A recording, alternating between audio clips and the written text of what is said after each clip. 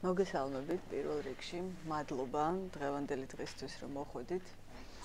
ჩვენ თემა ისეთი გადავწყვიტეთ, როგორ შევცვალოთ ის, რაც არ მოგწონს, ხო? იმიტომ რომ ნებისმიერი ფსიქოლოგიის, ფილოსოფიის თუ რელიგიის ინტერესი ადამიანისთვის მდგომარეობს იმაში, რომ ადამიანს არასდროს არ მოსწონს საკუთარი ცხოვრება.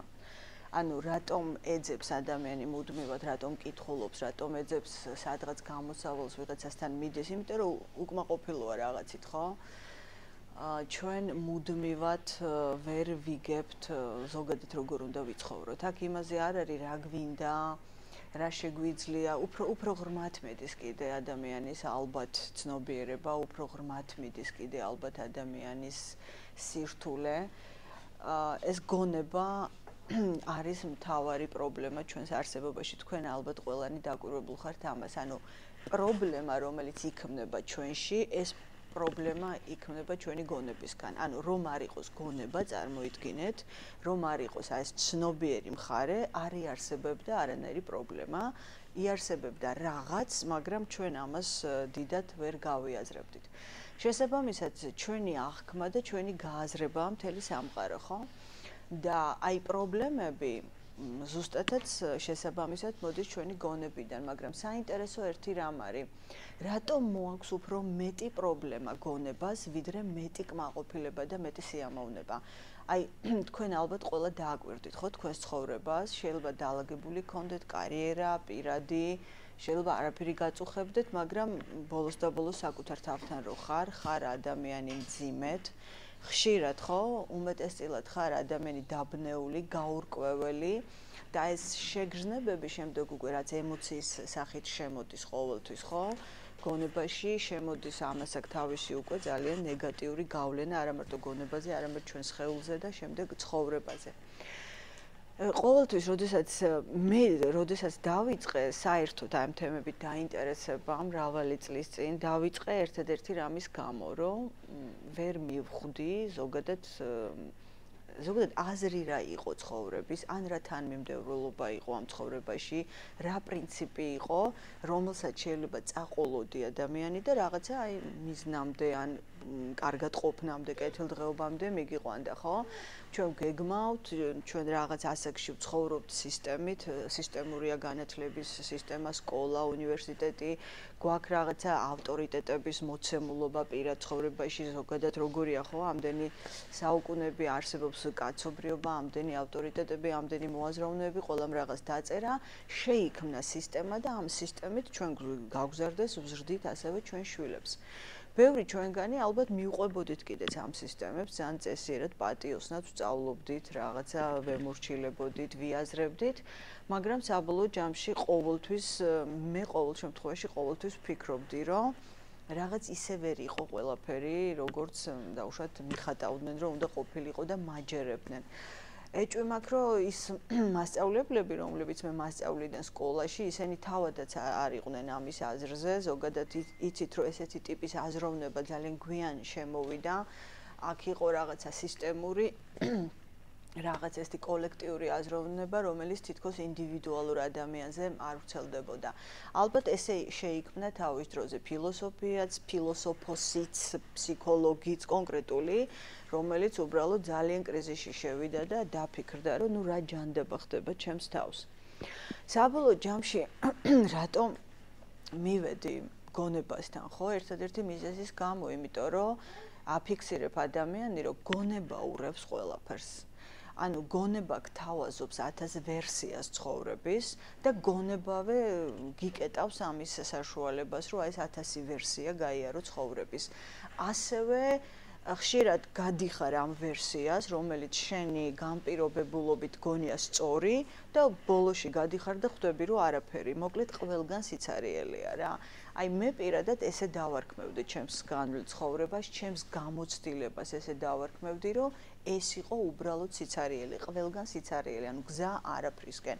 თუმცა რა თქმა უნდა, ეს გზა არის ბრძოლა, შრომა, კონკურენცია, რაც არის ხო ჩვენი სამყარო, პირადი ურთიერთობები, რაღაცა სიყვარული, იმედგაცრუება, მოგება, წაგება, როგორც არის ხო ეს რაღაცა სიტყვები, რომლებიც რაღაც მდგომარეობას განსაზღვრავენ და იქაც ხვდები, რომ არაფერი. მე იწყებს საკუთარ გონებაზე დაკვირვებას და მეორე ყველაზე დიდი სირთულე აქ იწყება უკვე. ხვდები, რომ ერთ წამში შეიძლება 30 სრულიად ურთიერთსაწინააღმდეგო ფიქრი შემოვიდეს შენში და საერთოდ ვერ გაიგო რაღაც მომენტში რომელია რეალური ფიქრი, რომელია სწორი ფიქრი, იმიტომ რომ სისტემაში იცი რომ სწორი არის მწვანე, ფიგურალურად არასწორია წითელი, მაგრამ როდესაც აი ამ წრიდან გამოდიხარ და სისტემურად ხვდები რომ მწვანეც და წითელიც ორივე სისულელეა რეალურად და უკვე გონებას იწყებ დაყრდნობას, მე უკვე გონებაში ხვდები რომ სრული ქაოსი გაქვს. ეს მე დავინახე ჩემს საკუთარ გონებაში. ხო, ნუ არის ესეთი სიტყვები, ხო, მაგალითად დაკვირვება, გონების დამშვიდება, ემოციების ფლობა, ნუ ეს არის სიტყვები, იმიტომ რომ ამის გაკეთება არის ურთულესი რამ. მინიმუმ უნდა შეგეძლოს ყველა ფიქრის დანახვა ძალიან მშვიდად, ყოველგვარი რაღაცა ამ სორტირების და განსჯის გარეშე, რომ შენ შეძლო ამ ფიქრზე დაკვირვება და რომ დააკვირდი მერე რა. აი ესეც ხო საინტერესოა, დავაკვირდი ფიქრს მერე რა, ხო? აქაც ახალი დილემა მოდის რა. საბოლოო ჯამში პირველი, რასაც ამბობ ადამიანი და აღიარებ შენ თავთან, რომ შენი გონება ეს არის რაღაც უფრო დაავადებული, ვიდრე სწორი, ვიდრე რაღაცა სწორხაზოვანი ან ინტელექტუალური. მე ხვდები, რომ ამ ინტელექტუალურობაც ბევრს არაფერს გეხმარება ცხოვრებაში. მე კითხულობ, რომ ის ავტორიტეტები, რომლებიც შენ გიყვარდნენ, ის მწერლები, ასევე უმძიმე სიგზებით მიდიოდნენ და წერდნენ სულ უბედურებაზე, ტკივილზე, ჯოჯოხეთზე და ასე შემდეგ. ნუ აი სად არის გამოსავალი?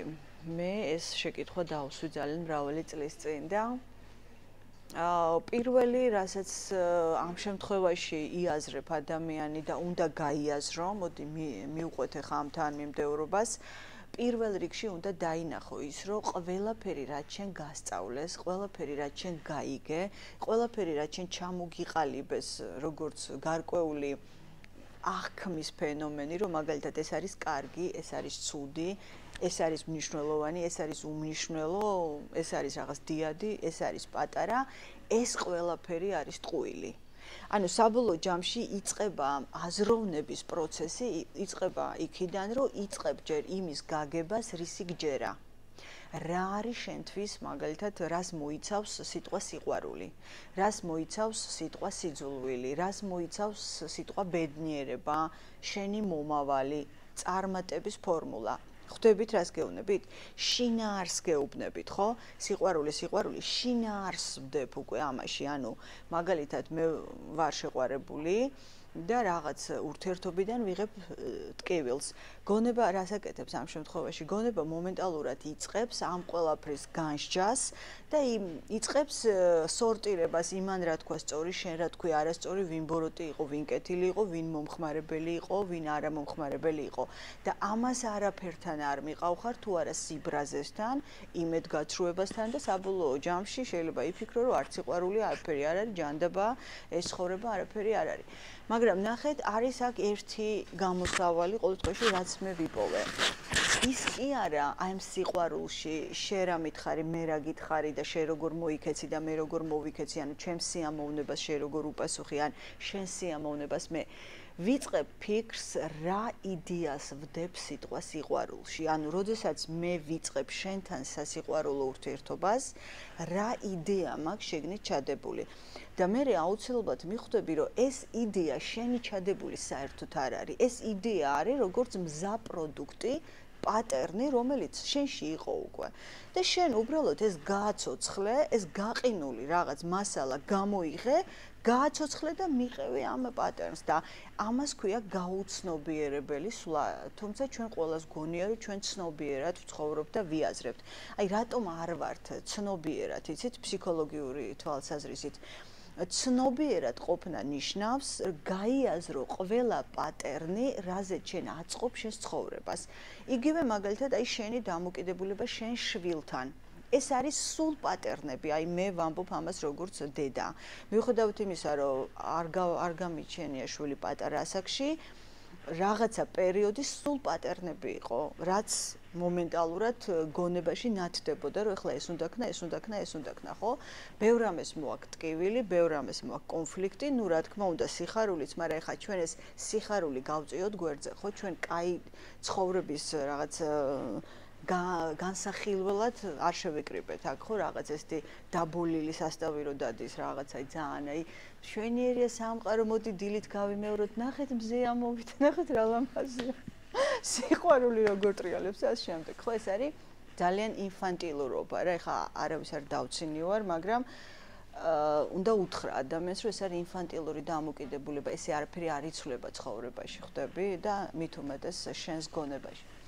შესაბამისად იწყებ იმის გააზრებას, რა იდეა გაქვს იმ ქცევაში, რომელი ქცევითაც შენ სამყაროს ეხები. იყოს თქვენი სამსახური, ნებისმიერი თემა, იყოს თქვენი გაგება კარიერული ზრდის მაგალითად, ხო? როგორც კი და ნებისმიერ მხარეს იცოდეთ, სადაც წავა გონება პატერნით და თავიდან ჩვენი ეს შემოსვლა ამ ტერიტორიაზე, დედამიწაზე, აი ამ ცნობიერ ტერიტორიაზე არის პატერნები. იმიტომ რომ ის ბავშვობაში ჩატენილი, ხო, აი რას ვეძახით განპირობებულ გონებას, ანუ რაღაცით განპირობებული, ხო? ანუ მასალა არ არის სუფთა. მაშინაც კი ხა თქვენ რომ პირველად ჩახვიდეთ, რა ვიცი, აი მაგალითად ამაზონის ჯუნგლებში, თქვენ სავსე იქნებით პატერნით, აი ნუ როგორ უნდა მოიქცე ამაზონის ჯუნგლებში, საით უნდა წახვიდე, რომელი ცხოველია საშიში და რომელი არა, ხო? მაშასადამე მთელი ადამიანური რასის ყოფნა ეს არის მონობა საკუთარი პატერნის.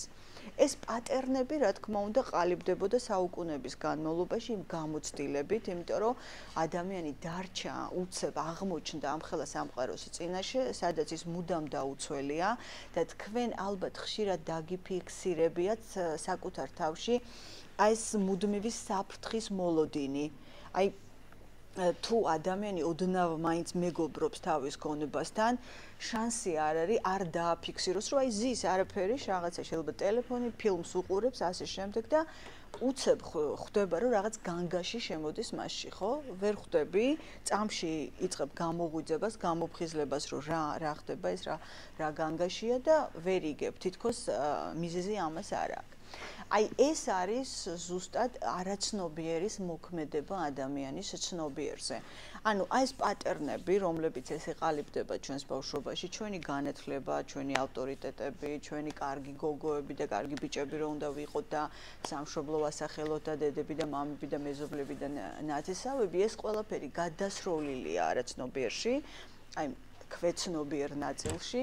და ის იწყებს თქვენზე ზემოქმედებას და შესაბამისად თქვენ გონებაში რაც შემოდის, გნებავთ ემოციის სახით, გნებავთ აი პოზიტიური, ნეგატიური განგაში შიში, იცოდეთ, რომ თქვენი პატერნი ზემოქმედებას იწყებს თქვენზე თქვენი ქვეცნობიერით. იმ მომენტში თქვენ რო რაღაცას უყურებთ, ან რა ვიცი, ფანჯრიდან გაიხედეთ, მეგობარს ელაპარაკებით, რაღაც გააქტიურდა თქვენს არაცნობიერში, ეს ყველაფერი არაცნობიერი, იმიტომ ქვია, რომ გააქტიურებაც კი ხდება არაცნობიერად და შემოვიდა განგაში, ან პირიქით შემოვიდა სიხარულის გრძნობა რაღაც მომენტალურად, ხო? მაგრამ ნებისმიერ სიტუაციაში სიხარული შემოდის თუ შემოდის განგაში, თუ ის შემოდის არაცნობიერიდან, ეს ნიშნავს, რომ ჩვენ ვცხოვრობთ ფრაგმენტულად. ჩვენ საკუთარ გონებაში, ანუ მთლიან ფსიქიკაში ძალიან მცირე ადგილი გვიჭირავს. ვგულისხმობ როგორც მოაზროვნე არსებას, როგორც ცნობიერ არსებას. ძალიან მცირე ნაწილი. გმართავს სრულიად აი ეს პატერნებისგან შემდგარი რაღაც სისტემა, რომელსაც არაცნობიერი ეწოდა და რომელიც არის ძალიან ქაოსური, იმიტომ რომ ის აქტიურდება გარე გამღიზიანებებზე, ანუ პროექციებზე. რეალურად ეკეთება პროექციები და თუ დააკვირდებით საბოლოო ჯამში რა იკვრება, ხო, მთელი ბუკეტია ქმედებების, სადაც გულწრფელად ვიტყვით, რომ ჩვენ ეს არ გვინდოდა, ჩვენ ამაზე არ გვიფიქრია, ჩვენ აქეთ არ მივდიოდით და ამაში არის ძალიან გულწრფელი ადამიანი. მე ვამბობ, რომ ადამიანი ბოროტი არ არის, თუ ეხა მასში რა დარღვეული არ არის მთლიანად ფსიქიკა, ხო? ადამიანი არის სუსტი, გაუცნობიერებელი არსება, რომელიც აი ამ გაურკვეველი არაცნობიერის ზემოქმედების ქვეშ, რომელიც სავსე ამ პატერნებით აღარ იცის უბრალოდ თავი როგორ დაიცვას და აი ამ თავდაცვის მომენტში ჩვენ ვაკეთებთ 1000 სისასტიკეს, 1000 სისულელეს, 1000 სასაცილო რამეს და 1000 კარგ რამეს, მაგრამ ნუ ხა კარგი არ გვაინტერესებს. მაშასადა მე საკითხი ლოგიკურად დგება იქ, რომ გავიგო რა პატერნებისგან შედგება ჩემი ეს მთლიანი ფსიქიკა, ხო? რომლის ერთი ნაწილია ცნობიერი მხარე და ნუ არაცნობიერი უფრო დიდი ოკეანესავით უსასრულო. აი ამ აქედან იწყება დაკვირვება. დამკვირვებლის როლი ნიშნავს შენ იწყებ დაკვირვებას ნებისმიერ პროექციაში შენთან შემოსულ რაღაც აი ამ პროექციის ობიექტთან რა სახელს არქმევ ურთიერთობას ან შენ მიზანს და შემდეგ რა იდეას ვდებ ამაში. ეს საბოლოო ჯამში აი მე ამან მიმიყვანა იქამდე საკუთარი თავის სრული არარაობად განცდა შემოდის პირველი გრძნობა, იმიტომ რომ აფიქსირებ, რომ ყველაფერში ხარ მომხმარებელი, ყველაფერში ხარ მე და ადამიანი მართლა ესეთი არსებაა, ფსიქიკა ესეთია, მას თავისი მე მიყვარს უნდა, მე სიამოვნება უნდა, მე კარგად ყოფნა მინდა, იმიტომ რომ მე მარტო ჩემი შეგრძნება ვიცი, ხვდებით, მე ხარ არ ვიცი არც თქვენი შეგრძნება, არც თქვენი შეგრძნება და ბუნებრივია ამ ურთიერთობაში ვეყრდნობის საკუთარ შეგრძნებას.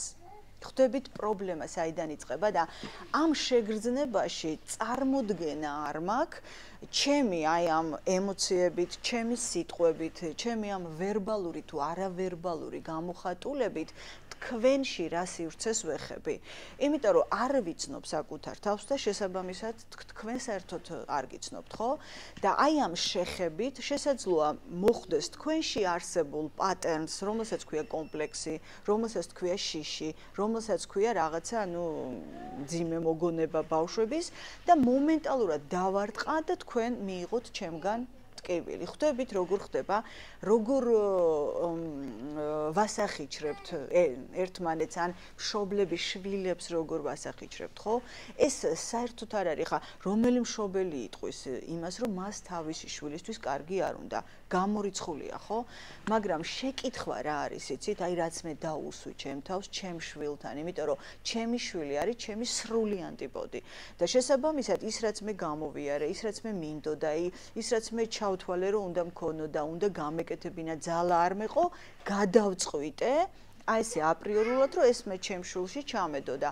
ნახეთ, ჩემს წინ აღმოჩნდა სრულიად სხვა ადამიანი, რომელსაც არაფერი მსგავსი არ აქვს, რაც მე, არც ისე არ გაზრდილა როგორც მე, შესაბამისად არ აქვს ჩემნაირი შეიძლება არც შიში აქვს, მაგრამ მე ვიძახი ჩემნაირი, რა პატერნიც მე მაქვს, რა გამოცდილებაც მე მაქვს და რას ვიღებთ ამ შემთხვევაში? მე ვამახინჯებ მას.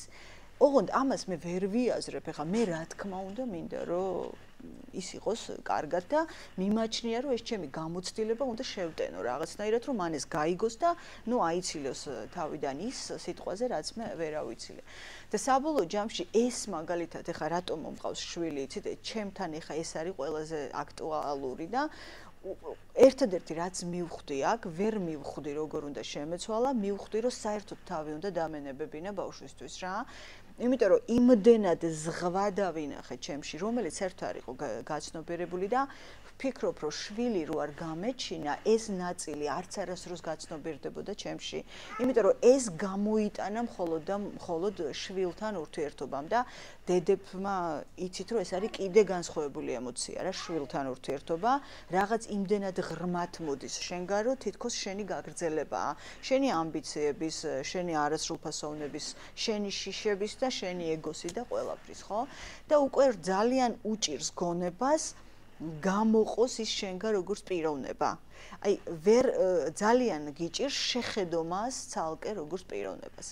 და პირველი რაც აქ ასევე გავაჩერე, გავყინე, დავასტოპე ჩემი თავი და დავიწყე ჩემ თავზე დანახვა, აი მთელი ამ ჩემი შიშების, ჩემი ამბიციების, ბავშვობის ამბიციების, როგორ გადამქონდა ჩემ შულში ეს ყველაფერი.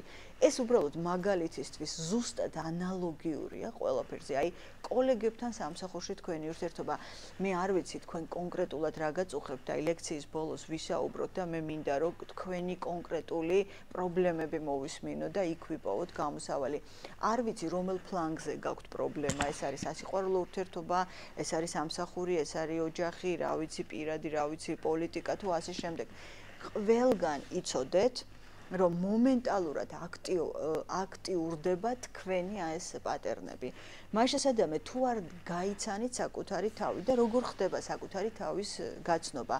ეს ურთულესი რომ არ იყოს, ერთი და იგივე ლექციებზე, ერთი და იგივე პოსტებზე, ერთი და იგივე შეკითხვებს არასოდეს არ დასვავდნენ ადამიანები და ძალიან სამართლიანია ეს შეკითხვა როგორ, მუდმივად როგორ. წარმოიდგინეთ ახლა უნდა შეძლოთ მოქმედებაში, ანუ აი საუბარში რო ხართ შესული, ეხლა კი არა მე რომ ისმენთ ყურადღებით და შესაძლოა კონცენტრაცია გაქვთ გონებაში და შეძლოთ რაღაცას დააკვირდეთ, მაგრამ შეიძლება ეხლა მე მაკვირდებით უფრო. მე ვამბობ როგორ ურთიერთობაში, იცი, აი ჩართული რომ ხარ, შენც, შენი მეგობარიც თუ შენი პარტნიორიც, რაღაცას განიხილავთ, აი მაგ დროს უნდა შეძლოთ აი გონებიდან გახვიდეთ რაღაც წამი, გააჩეროთ და თქვენ თავს დააკვირდეთ. აი მთელი ეს ქაოსი თქვენგან წასული, თქვენი ეს წუწუნი, ნუ სიხარული, ნუ მოთხოვნილება, ნუ განსჯა უცებ დაინახოთ გვერდიდან. და ეს ცოტა ხომ არ გონიათ, ეს არის ფიქრების აი ესეთი ნაკადი, რომელიც მიდის და მიდის. მაგრამ კონტურები აუცილებლად იხაზება, სადაც თქვენ დაინახავთ თქვენი მთავარი პრობლემა რა არის. ანუ აი რა არ მოგწონთ ადამიანში, ეს ნიშნავს, რომ ამ ხარეს ააქტიურებს ის ადამიანი თქვენში. ანუ რაღაცას ააქტიურებს, რაც არის პატერნი, რომელიც თქვენ გმართავთ. უნდა დაიწყოთ დაკვირვება, აი რას ვაკეთებ. აი რას ვეძებ, აი პაემანზე რო ხართ, წარმოიდგინეთ, წასული, აი ძალიან ემოციებში და რაღაც გრძნობებში რო ხართ, აი მაგ მომენტში თუ შეძლებთ, უცებ გვერდიდან შეხედოთ თქვენ თავს. აი რა მინდა ამ ურთიერთობაში? რას ველოდები? აი რა მინდა ეხლა რომ რატო არ მომწონს ეს ადამიანი, ან რატო მომწონს ეს ადამიანი? რატო მგონია რომ დღეს ვუყვარვარ და ხვალ მგონია რომ ნაკლებად უყვარვარ? თქვენ აუცილებლად დაინახავთ თქვენი სურვილების კასკადს. და ეს სურვილებიც არ არის თქვენი ხვდებით, ეს სურვილებიც იმარა ცნობიერიდან შემოსულია. და პირველი უნდა კითხოთ ალბათ საკუთარ თავს, რატომ მსურს მე ეს? ანუ აი თქვენთან ურთიერთობაში რომ მოვდივარ, ეხლა რატომ მსურს რომ ეს მივიღო თქვენგან? ან უფრო ღრმად, რატომ მანიჭებს სიამოვნებას თქვენი რომელიღაც კონკრეტული ქმედება? ანუ ჩემს რა ნაწილს ანიჭებს ეს სიამოვნებას? აი აქედან მიხვალთ საკუთარ ეგომდე აუცილებლად და აი ეს მოქმედების არეალში რაც ერთვება, ეს არის მხოლოდ ეგო. ანუ ეხლა რომ კარგად ავხსნათ ეგო რა არის? ის რაც აი პატერნების სახით მუშაობს ჩვენში, ეს მთლიანად არის ეგო. ანუ არა ეგო მდგომარეობა ხვდებით რა მდგომარეობა, თქვენ პატერნები უნდა სრულიად გაცნობიერებული გქონდეთ და უნდა იყოთ სუფთა ცნობიერება. ამიტომ არის ხო ჩვენ აი ეგო გამოცდილ ადამიანებს ვეძახით განსხივოსნებული, განხრთობილი და რაღაც ეგეთი ესეთ მაღალ სიტყვებს ხო? იმიტომ რომ პრაქტიკულად ფანტასტიკის სფეროა აი ჩვენნაირი ცნობიერების ადამიანებში, რომლებიც მუდმივად ვმოქმედებთ პატერნების ქვეშ და თან ვამტკიცებთ, რომ ჩვენ ვართ თავისუფლები. ადამიანის მუდმივი მდგომარეობა ეს არის მონობა. მონობა საკუთარი გონების. ანუ დაახლოებით აი პარალელი რო გავავლოთ, ხო? დღეს მსოფლიოს მართავს სოციალური ქსელები, ხო? მედია და სოციალური ქსელები. გაუშვი ინფორმაცია, გნებავთ პოლიტიკური, ან გნებავთ ადამიანის გაპიარება, გინდა წამში აკეთებს ყველაფერს სოციალური ქსელი, ისე რომ ჩვენ ამას ვერ ვიგებთ. ზუსტად ასე მოქმედებს გონება ადამიანზე. სანამ ჩვენ არ ვიცნობთ, რა გვინდა, რატომ გვინდა, აი რომ ვამბობ, ხო, აი ესეთი ხასიათი მაქვს, ჩემთან იციან ხშირად, როცა ინდივიდუალურად ვმუშაობ, უბრალოდ ესეთი ტიპი ვარ, აი ესეც პატერნია, ხვდებით? სინამდვილეში არანაირი ტიპი არ არის ადამიანი და ყველანაირი ტიპია. აი ამ ხასიათს აყალიბებს რეალურად აი ეს ქმედებათა და ფიქრების ჯამი, რომლებიც აი ჩვენ გამოვიმუშავეთ, გადავისროლეთ ჩვენს არაცნობიერში და დაიწყო შემოვიდა და მოქმედება დაიწყო ჩვენში, ხო? ამიტომ ძალიან დიდი მნიშვნელობა აქვს, ხო? რა კულტურაში იბადები. იმიტომ რომ აი ეს პატერნები, ეს განპირობებულობა რა არის? კულტურა, სოციოკულტურა, რელიგია, თქვენი საყვარელი ოჯახის წევრებისგან შემოსული ეს რაღაც იდეები და იდეალები, რაც აპრიორულად იღებ, ხო, იმიტომ რომ ბავშვისთვის პირველი ავტორიტეტი არის დედა, მამა, მერე მასწავლებელი და ვიღაც რაღაცა მეზობელი, ალბათ ვისთანაც მეგობრობს და წარმოიდგინეთ ახლა როგორი ჯაჭვია, ხვდებით? ყველა აი ესეთი არაცნობიერად მცხოვრები ადამიანი იმიტომ რომ სისტემურად, ინტელექტუალურად რაღაცა შექმნა კაცობრიობამ, ამტკიცებს, რომ მას შეუძლია მომავალ თაობას რაღაც მისცეს, მაშინ როცა არავის არაფერი თავის თავზე არ გაუგია.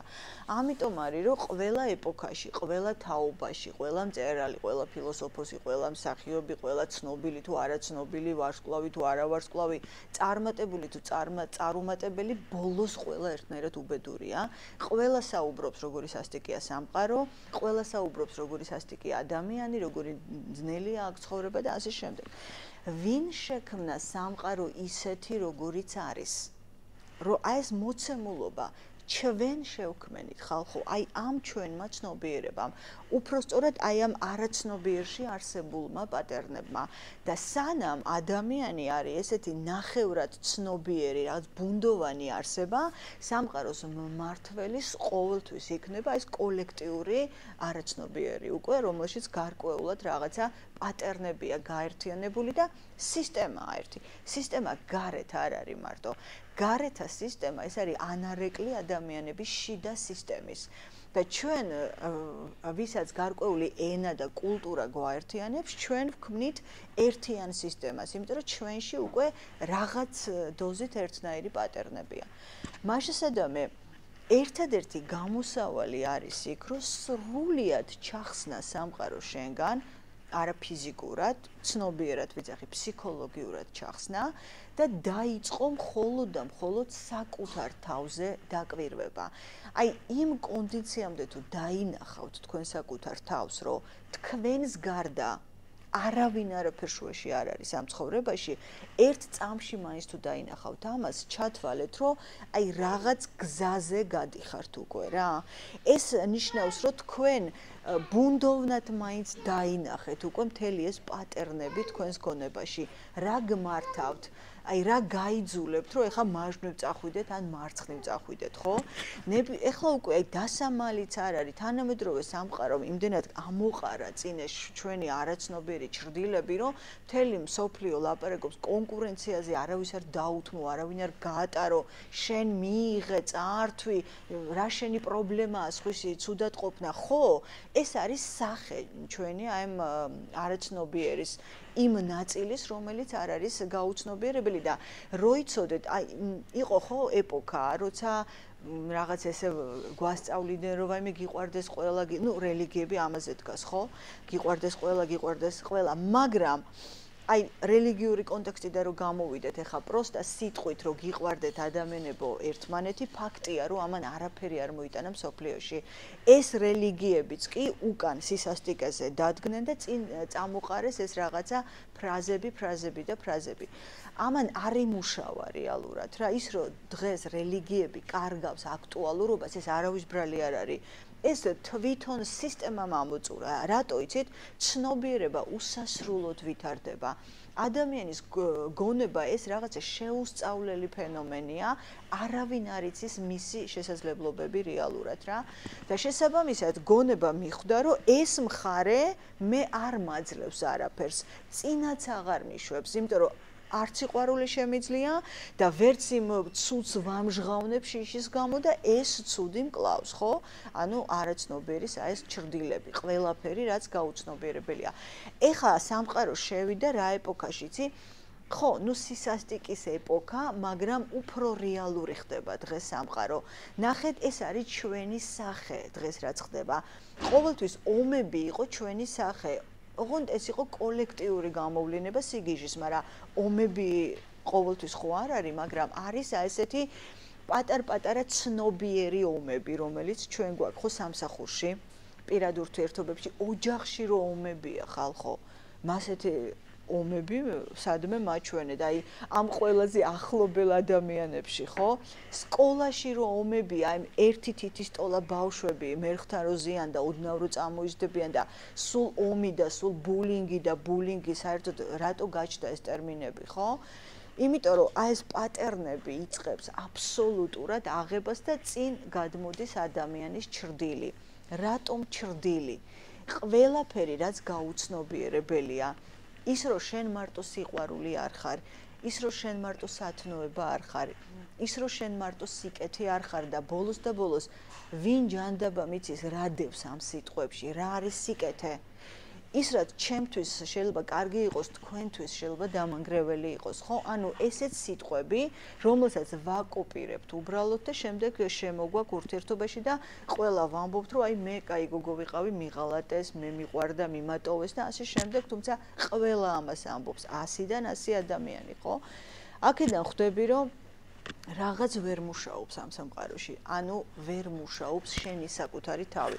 ყოველ შემთხვევაში მე ესეთი მიდგომა დავიწყე რა.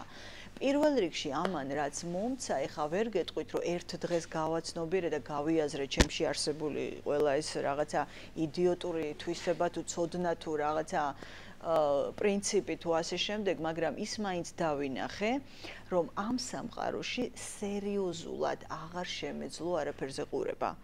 ანუ სიტყვა სიყვარული იყო მხოლოდ სიყვარული. სიტყვა რომელშიც იდეა რა იყო, მე საერთოდ ვეღარ გავიგე.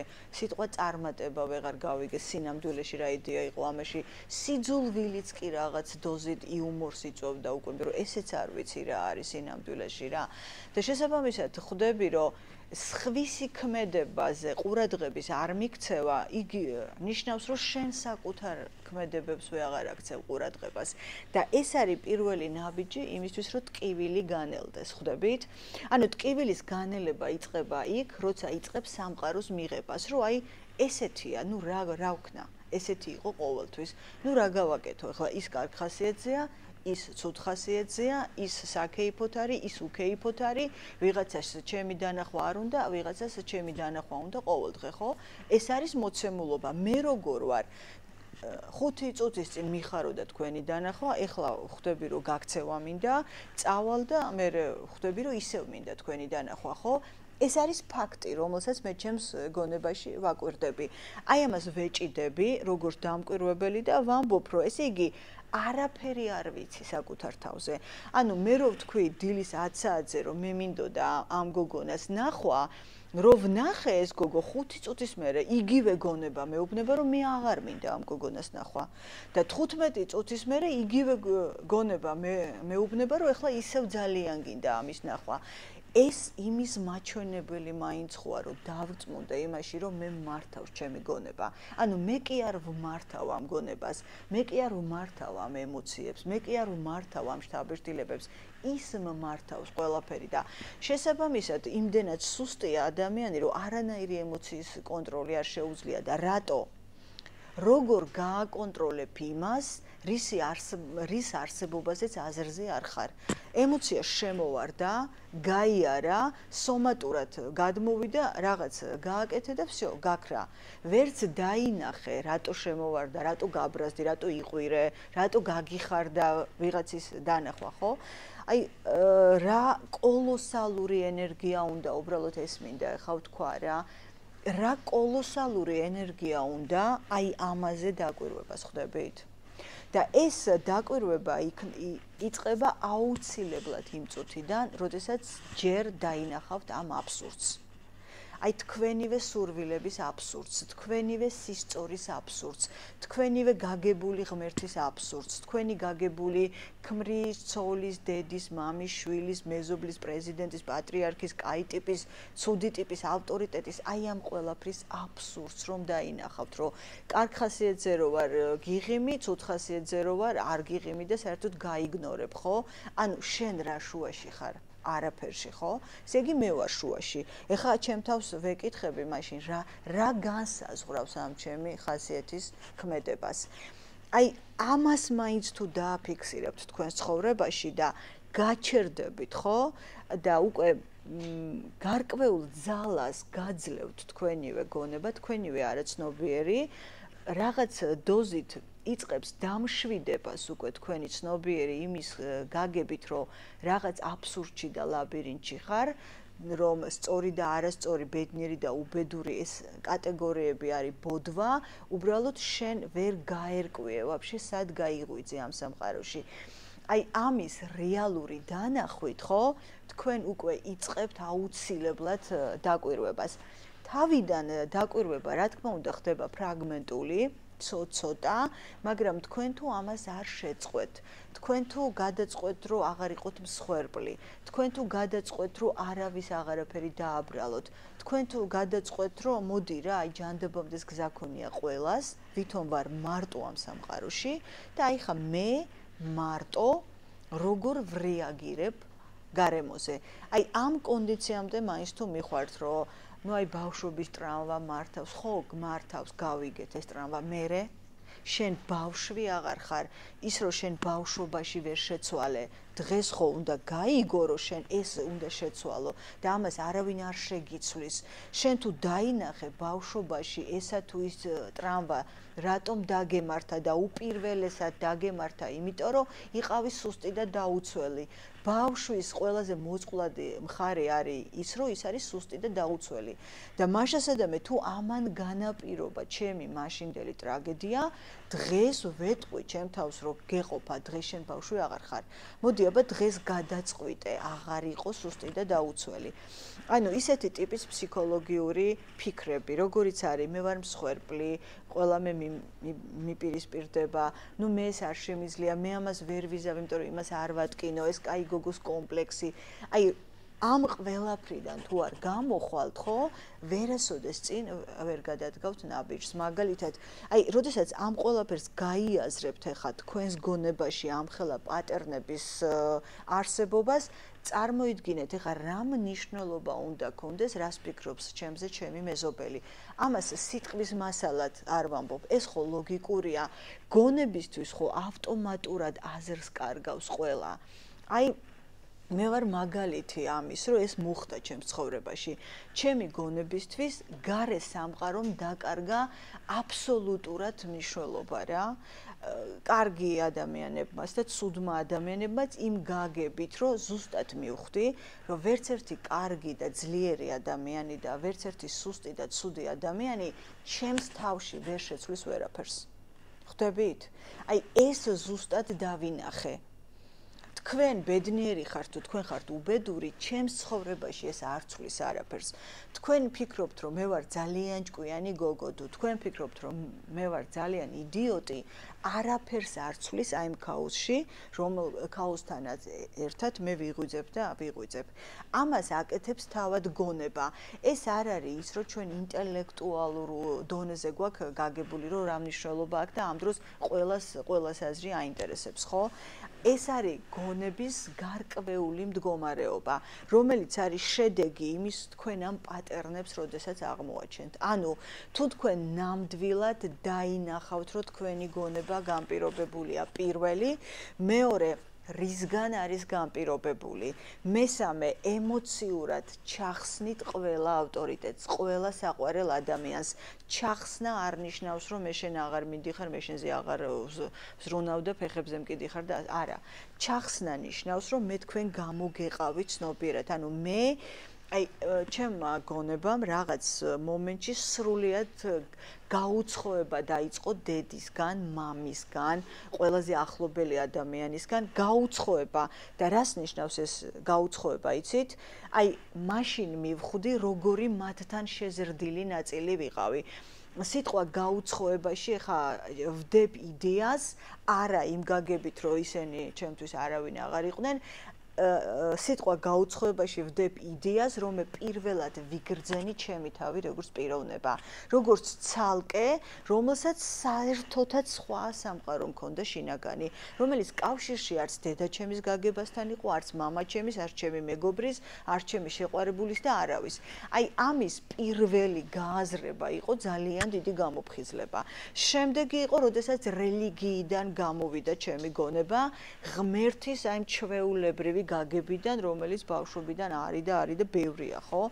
ღმერთი რატოა დიდი დოზით, იცით, ჩვენს გონებაში? იმიტომ რომ სულ შიშია ჩვენს გონებაში, სულ გვეშინია, სულ დაუცველები ვართ, გვეშინია სიცოცხლის, გვეშინია ცხოვრების, გვეშინია ურთიერთობების დამარცხების, ავადმყოფობის და ბოლო-ბოლოს სიკვდილის და იმ გაურკვევლობების. ღმერთის აი ესეთი მოთხოვნილება ამიტომ არის და ეს არის ძალიან ბუნებრივი ადამიანისთვის. აი ამ ეტაპებს თუ გადაივლით, რომ გამოყოთ თქვენი თავი და ემოციურად დაინახოთ ცალკე როგორი ხართ თქვენ. ის კი არა დედა არას გეუბნებათ მასწავლებელი, მეგობარი, შეყურებული, სინამდვილეში როგორი ხარ. შეიძლება სრულიად სხვა პიროვნება აღმოაჩინოთ თქვენს თავში. თქვენ ფიქრს დააკვირდით, აბა რომ დაინახავთ ადამიანს, პირველი ფიქრი რა შემოდის. ნუ მე შეიძლება მას გაუღიმო, ჩვეულებრივად ამის ძალა მქონდეს, მაგრამ შინაგანი ჩემი ფიქრი შესაძლოა იყოს სრულიად რადიკალური რა. აი მთავარი აქ ზუსტად ეს ფიქრია და არც იმას არა აქვს მნიშვნელობა, ეს ფიქრი ცუდია, მე ხარ ეს და მე მეზიზღება, არ მეზიზღება. აი ამ შეფასებებს არა აქვს არანაირი მნიშვნელობა. ნოლია. შეფასებების და კრიტიკის ფასი არის ნოლი. ეს არაფერში არ გვადგება. მთავარია დანახვა. დაფიქსირება იმ ფაქტის, რომ აი ეს ჩემში ცხოვრობს, რომ ესეთი ვარ მე. და უკვე მიყვები ამას, ხვდები? აი ამ კონკრეტულმა თვისებამ, როგორ იმუშავა შენს ურთიერთობებში, როგორ იმუშავა შენთვის ახლობელ ადამიანებში და იცით რამდენ რამეს წამში ეფინება ნათელი, რომ რატომ აქ სირთულე აქ, რატომ არ მაქვს სირთულე იქ. აი ესეთი ტიპის დანახვა და გაცნობიერება წამში რაღაც ახალ ლეველზე გადაყავს გონება. და საბოლოო ჯამში გლობალურად ეს მიდის იქით, რომ თქვენთვის დიდად მნიშვნელოვანი აღარ ხდება ეს პროექციის ობიექტები. ანუ თქვენ იწყებთ სამყაროს ისეთად მიღებას, როგორიც არის. იმიტომ რომ იმხელა აბსურდს ხედავთ საკუთარ გონებაში, რომ ხვდები, რომ იგივე აბსურდი და ბოდვაა ყველას გონებაში. ხვდებით? და შესაბამისად მტერი როგორც ესეთი ქრება, მოყვარე როგორც ესეთი ქრება, ხვდებით? ეს გაგება, ეს იდეა რაც დევს ამაში რა. ეს რაღაცა სიტყვები და მეტი არაფერი და ჩვენი ცხოვრება არის მხოლოდ ეს ვერბალიზაცია აი ემოციების და აზრზე არ ვართ სინამდვილეში რა არის ჩემთვის მაგალითად სათნოება. აი რომ დავფიქრდე რას ეძახის ჩემი გონება სათნოებას, ზუსტად გეტყვით რომ დღეს ეძახის ერთს, ხვალ ეძახის მეორეს და ზეგ ეძახის მესამეს. რისგან გამომდინარე, რაც იმ წუთას აქტუალურია ჩემში. ანუ შიგნითაც იკარგები ამ ლაბირინთში, ხვდები? მაგრამ ეს დაკარგულობა რჩება, ნუ ამასთან რჩებით, მაგრამ ეს დაკარგულობა გვაღვიძებს მაინც და გვაჩვენებს, რომ მოდი რა გავჩერდე, იმიტომ რომ არაფერი არ მცოდნია არც სხვაზე, არც ჩემზე. და ეს არის ხალხო რეალური მდგომარეობა. თქვენ უკვე ამით დგებით, წვებით, დადიხართ, მოძრაობთ და აი არ ვიცი, გეუბნებით უბრალოდ თუ დამიჯერებთ, რომ ძალიან აადვილებს ეს ცხოვრებას. ანუ ის განცდა, რომ ადამიანები არაფერ შუაში არ არიან ახლა ჩემთან, ამან ძალიან გაადვილა ჩემი ცხოვრება. ასევე ძალიან გაამარტივა ჩემი ცხოვრება იმან, რომ სამყარო ესეთია, არ არის ცუდი, კარგი, ბოროტი, კეთილი, რომ დღეს რაღაცა წვიმა, ხვალ მზია, დღეს ვიღაც ყვირის, ხვალ ვიღაც იცინის, აი ამასაც არავითარი მნიშვნელობა არ აქვს. ესეც არის მოცემულობა, რომელიც უბრალოდ უნდა მიიღო. ხშირად არც მიაქციო ყურადღება და გაიარო, იმიტომ რომ ყველაფერს ვერასოდეს ვერ ჩაწვდები. შესაბამისად, ეხლა ლექცია რო წავიყვანოთ ბოლოსკენ და მე ვისაუბროთ, უფრო მე მინდა რომ თქვენგანაც მოვისმინო. შესაბამისად, რაც უფრო ვიწრო და შეზღუდულია ცნობიერება, ის არის მუდმივად დამოკიდებული გარე ფაქტორებზე. ის არის მუდმივად რაღაცის მტკიცებელი, მას აქვს რწმენა, ის არის ფანატიკოსი, მას აქვს თავისი ჭეშმარიტება, თავისი წესები, თავისი ეს რაღაცა იდეები და რაც უფრო დიდია ცნობიერება, მასშტაბური დიდი ცნობიერება ნიშნავს აი არაცნობიერის ნაწილის შემოერთების ფონზე გადიდებულს, ხვდებით? და ვიწრო ცნობიერება ნიშნავს აი ამ არაცნობიერების ფონზე დაპატარავებულს. და რაც უფრო დიდია ცნობიერება, მისთვის ასატანია, მისაღებია ეს ყველაფერი. უბრალოდ არ რეაგირებს, აღარ იყენებს ტერმინებს, საშინელის, უი რა კარგი, უი რა მაგარი, უი რა ცუდი. აი აღარ უკეთებს სორტირებას არც ადამიანებს, არც სამყაროს. ის ამბობს, რომ ხო, ესეთია ადამიანი მოცემული ცნობიერებით. შესაბამისად, აი ამ კონდიციამდე მაინც თუ მოიყვანთ გონებას, აი ამ პატერნების დანახვით, ხო?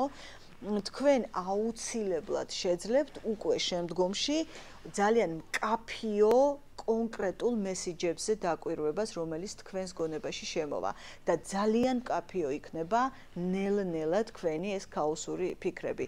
თავიდან არის ფიქრები ქაოსური, მერე ყოველი ფიქრი ხდება ძალიან გასაგები, ძალიან ხილვადი და თქვენ უკვე შეგიძლიათ ამ ფიქრზე დაკვირვებით დაინახოთ თქვენი რეალური თავი. თქვენი რეალობა არის ზუსტად სამყაროს რეალობა. საბოლოო ჯამში, რაც უფრო ღრმად ჩახვალთ თქვენს თავში, მიხვდებით, რომ თქვენი კოპიოა მეორე ადამიანი. მაგრამ აქ არის ერთიანი ცნობიერების ველი. ამ ტერიტორიაზე ყველა ერთ ველშია გაჭედილი. და იმიტომ არის ამდენი დაპირისპირება, ამდენი ხახუნი, ამდენი ეკლები და ნუ რა თქმა უნდა, ყველა სხვას ადანაშაულებს. სანამ ვადანაშაულებთ სხვას, ნიშნავს, რომ ეკლები დანახული გვაქვს სხვაში და არაფერი დანახული არ გვაქვს საკუთარ თავში.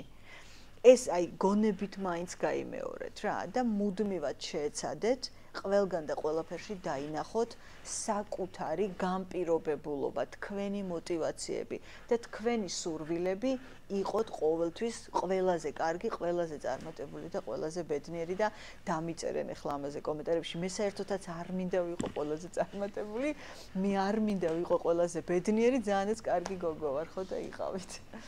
დავასრულოთ ლექცია და ეხა მინდა უბრალოდ რომ ვისაუბროთ. თუ შეიძლება კამერა გამორთეთ და